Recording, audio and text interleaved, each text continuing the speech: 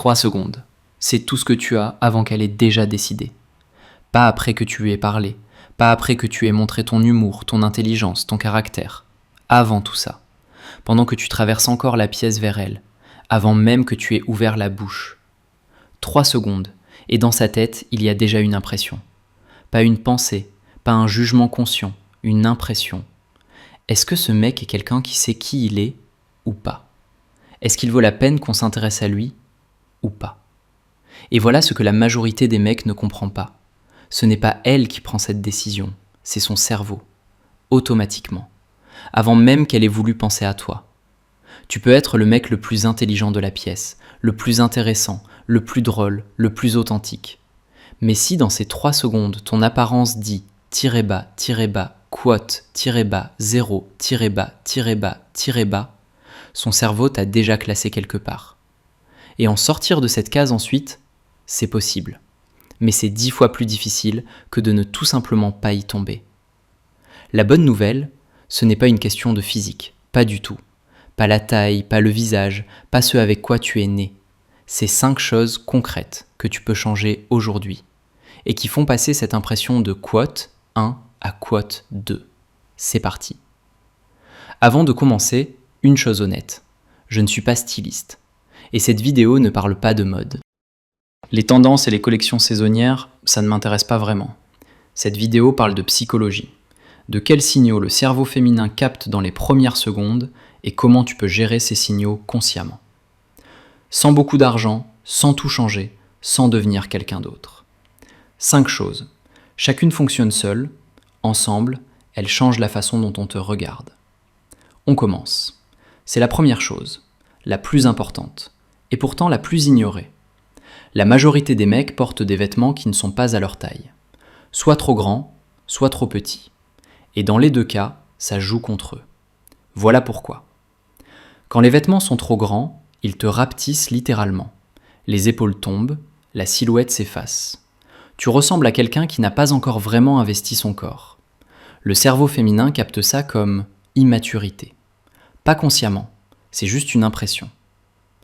Quand les vêtements sont trop moulants, c'est l'autre extrême. Ça fait côte 3. Comme si tu exposais délibérément quelque chose. Et ça aussi, ça se lit, mais comme une insécurité déguisée en démonstration. La coupe idéale, c'est quand les vêtements ont l'air d'être les tiens.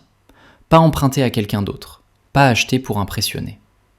Un test simple pour un t-shirt ou une chemise. Cherche la couture où la manche rejoint l'épaule. Cette couture doit tomber exactement sur le bord de ton épaule, ni glisser sur le bras, ni remonter vers le cou. Si elle est à sa place, la coupe est bonne. Sinon, le vêtement n'est pas à ta taille et aucun prix ou aucune marque ne rattrapera ça. Encore une chose, le bas du t-shirt. Il ne doit pas flotter à mi-cuisse. Ça te raccourcit visuellement et brouille ta silhouette. L'idéal, c'est qu'il finisse juste en dessous de la ceinture du jean. Ça crée une ligne nette. La bonne coupe ne demande pas d'argent. Elle demande de l'attention. Première chose, des vêtements à ta taille, ce n'est pas une question de mode. C'est une question de comment ton corps se lie dans l'espace. Voilà une erreur que je vois en permanence. Un mec veut se démarquer, alors il met quelque chose de flashy, quelque chose avec un grand motif, un logo bien visible. Plusieurs pièces qui sont toutes intéressantes et qui ensemble créent ce que j'appelle du bruit visuel. Le bruit visuel, c'est quand il se passe trop de choses sur toi en même temps. L'œil ne sait pas où aller. Au lieu de remarquer toi, on remarque les vêtements. Et ce sont 2 choses très différentes. Le cerveau féminin réagit aux informations visuelles calmes et lisibles, pas au chaos. Ce qui fonctionne. Les couleurs de base. Noir, blanc, gris, bleu marine, beige, kaki. Ce n'est pas ennuyeux. C'est propre. Ça crée un fond sur lequel ta personnalité se lie, et non pas les vêtements par-dessus elle. La règle d'un look simple, 2 ou 3 couleurs maximum. Une dominante, un accent, c'est tout. Un seul motif sur l'ensemble de la tenue, maximum. Si le t-shirt a un motif, le bas est uni. Si la casquette est colorée, tout le reste est sobre. Un autre point sur les logos. Un grand logo sur la poitrine dit « Regarde ce que je porte ». Un vêtement sans logo ou avec un petit logo discret dit « Regarde-moi ». Ce sont deux messages très différents. Deuxième chose, moins de bruit visuel, plus d'attention sur toi, pas sur les vêtements. Attends, les deux premières choses concernent les vêtements. Mais les trois suivantes, c'est ce à quoi la plupart ne pensent absolument pas. Surtout la troisième. La troisième chose, ce n'est pas ce que tu portes, c'est ce qu'elle ressent quand elle s'approche de toi. Et ça fonctionne plus fort que tout le reste de cette liste. Je t'explique. Il y a un fait sur le cerveau humain qui change tout.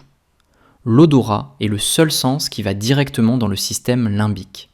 C'est la partie du cerveau qui gère les émotions et la mémoire. Sans filtrage, sans analyse. Directement. Ça veut dire, une odeur crée une impression et un souvenir plus vite et plus profondément que n'importe quoi d'autre.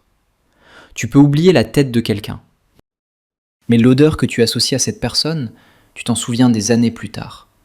Parfois, un seul « Oh, cette odeur » suffit, et instantanément, dans ta tête, il y a quelqu'un, un endroit, une sensation.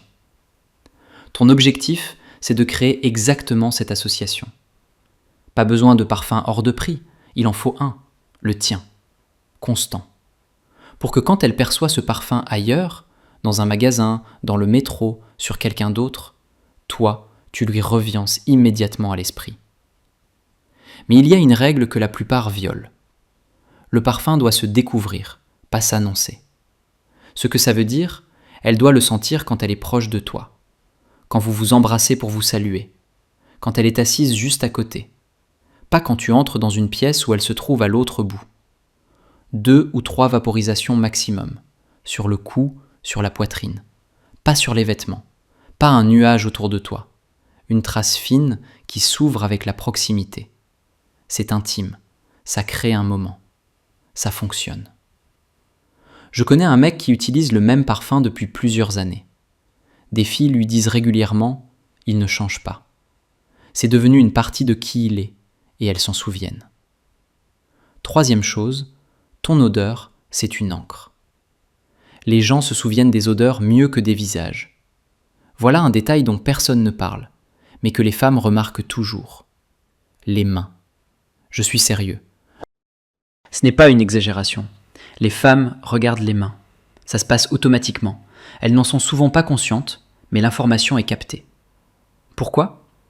Parce que les mains disent comment quelqu'un se traite lui-même. Des mains soignées, c'est un signal. Cette personne fait attention aux détails. Elle prend soin d'elle. Elle est attentive. Des ongles sales, des bords rongés, des cuticules en mauvais état, c'est le signal inverse. Même si tu es bien habillé, même si tu sens bon. Un seul détail fait s'effondrer l'impression d'ensemble. Ça ne veut pas dire une manucure en institut. Ça veut dire ongles coupés et propres. Peau des mains pas dans un état d'abandon total. C'est tout. 5 minutes, une fois par semaine, une petite paire de ciseaux à ongles, c'est suffisant. Encore un point, les gestes. Quand tu parles et que tu gesticules, tes mains deviennent le centre de l'attention. Des gestes lents et posés, c'est de la confiance. Des gestes nerveux et agités, c'est de l'anxiété. Elle capte ça sans savoir qu'elle le capte. Des mains détendues, c'est une partie d'une présence détendue. Quatrième chose, les mains, c'est un détail qu'on remarque même sans le chercher. Voilà la dernière chose, et honnêtement, elle est plus importante que tout ce qui précède. Tu peux t'habiller correctement, choisir les bonnes couleurs, trouver un bon parfum, te couper les ongles. Mais si tu as l'air tendu dans ce que tu portes, tout ça ne fonctionne qu'à moitié. Il y a une sensation qu'on capte chez quelqu'un. Il a mis ça pour impressionner. Contre, il a mis ça parce que c'est juste son style. Le premier se ressent comme un effort, le second comme de la confiance. Voilà comment y arriver concrètement. Déboutonne le col de ta chemise. Remonte les manches jusqu'au coude. C'est l'un des moyens les plus simples d'ajouter une impression de décontraction assurée. Les avant-bras dégagés. C'est étrange à expliquer, mais ça marche. Ça donne l'image de quelqu'un qui est à l'aise dans son corps et dans ses vêtements. Porte des chaussures que tu as déjà portées. Des sneakers neuves et immaculées, ça a l'air bien, mais ça fait trop appliqué. Légèrement usé, mais propre, ça a l'air de faire partie de ta vie. Ce sont deux signaux très différents. Et surtout, bouge dans tes vêtements comme si tu ne les remarquais pas. Ne te réajuste pas sans arrêt. Ne te cherche pas dans chaque reflet. Tu les as mis et tu les as oubliés. Parce que tu es tranquille. Cette décontraction n'est pas feinte. Elle vient du fait que tu es réellement en accord avec comment tu te présentes. Et voilà le paradoxe. Moins tu penses à ton apparence dans l'instant, mieux elle se lit de l'extérieur. 5e chose, la décontraction dans ton style, ce n'est pas de l'indifférence. C'est la forme la plus haute de confiance. Bien, on rassemble tout. 5 choses qui changent comment tu es perçu avant même que tu aies parlé. La coupe des vêtements, des habits à ta taille créent une silhouette nette et lisible. La couleur et le bruit visuel. Moins de chaos, plus d'attention sur toi. L'odeur. Un parfum constant devient ton encre dans sa mémoire. Les mains. Un détail qu'on remarque toujours, même sans le chercher. La décontraction. Tu as l'air d'un homme qui est bien avec lui-même. Voilà ce qu'il faut comprendre sur tout ça. Ce n'est pas pour devenir quelqu'un d'autre. Ce n'est pas un masque. Ce n'est pas une façade à vendre. C'est pour que l'extérieur corresponde à ce que tu es à l'intérieur. La plupart des mecs investissent du temps pour devenir plus intelligents, plus forts, plus accomplis, et ne pensent jamais à la façon dont ils transmettent tout ça à l'extérieur. Or, le cerveau féminin lit les signaux visuels dans les premières secondes, avant même que tu aies montré ta personnalité, ton humour, ta profondeur. Ces 5 choses, c'est ton emballage. Et un bon emballage ne remplace pas le contenu. Mais il donne au contenu une chance d'être remarqué. Parce que le mec le plus intelligent, le plus intéressant, le plus authentique de la pièce, que personne n'a remarqué, a perdu face à celui qu'on a vu en premier. Change l'emballage. Le contenu, tu l'as déjà. Et une dernière chose. Supposons que tu te présentes bien. Elle t'a remarqué. Tu t'approches. Et là, la conversation commence. C'est là que la plupart perdent tout ce qu'ils avaient gagné avec leur apparence. Parce que parler à une femme, c'est une compétence à part entière. Et si après une bonne première impression tu bloques, tu ne sais plus quoi dire, tu commences à stresser, l'apparence ne te sauvera pas. La prochaine vidéo, c'est exactement ça. Comment parler à une femme de façon à ce que la conversation soit vivante, naturelle et avance. Sans script, sans phrase toute faite. Regarde-la juste après, c'est la suite logique de ce qu'on vient de voir aujourd'hui. À tout de suite.